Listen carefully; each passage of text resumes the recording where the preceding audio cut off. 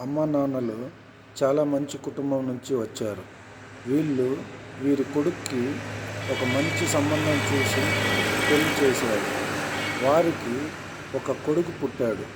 ఆ పిల్లవాడికి చాలా తెలివి అని ఊర్లో అందరూ అంటుంటే తాతకి చాలా హ్యాపీగా ఉండేది. ఇది ఇలా ఉండగా నాన్న ఇంకొకరితో సంబంధం పెట్టుకొని ఇల్లు సరిగ్గా పట్టించుకోవడం మానేశాడు. దీని గురించి తెలుసుకున్న అమ్మ డైలీ బాధపడుతూ ఉండడం కొడుకు గమనించాడు. ఒకరోజు కొడుకు నాన్నను పిలిచి అలా తీసుకెళ్తూ మాట్లాడుతున్నాడు. నేను నీ కొడుకుని నాన్న. నేను పెరిగేటప్పుడు అమ్మని నిన్ను చూస్తూనే పెరుగుతాను.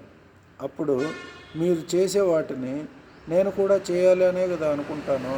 కాబట్టి మీరు ఏదైనా తప్పు చేసేటప్పుడు ఎవరికి తెలియకుండా అయినా చేయాలి.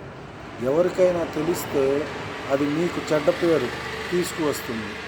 అది నా చెవిలో పడిందనుకోండి, నాకు కూడా పెద్ద అయిన తర్వాత నేను కూడా అదే తప్పు చేస్తానేమోనన్నా. అది కాక ఇంకా ఏదైనా తప్పులు కూడా చేయాలనుకుంటాను. ఇది తెలిసిన ఊర్లో వాళ్ళు నన్ను అనేది కాక మిమ్మల్ని కూడా ఎక్కువగా అంటారు. దీన్ని బట్టి మీకు ఏం అర్థమైందో దాన్ని బట్టి చేయండి నాన్న అని చెప్పి వెళ్ళిపోతాడు కొడుకు. నాన్న ఇప్పుడు పెద్ద మనిషి, కానీ కొడుకు దగ్గర మాట చెప్పించుకున్నాడు అంటే ఏమని? ఒకవేళ చెప్పాడులే వాడికేం తెలుసు అనుకుంటే కూడా వాడు పెద్ద అయిన తర్వాత అదే తప్పు చేయడం నమ్మకం ఉందా?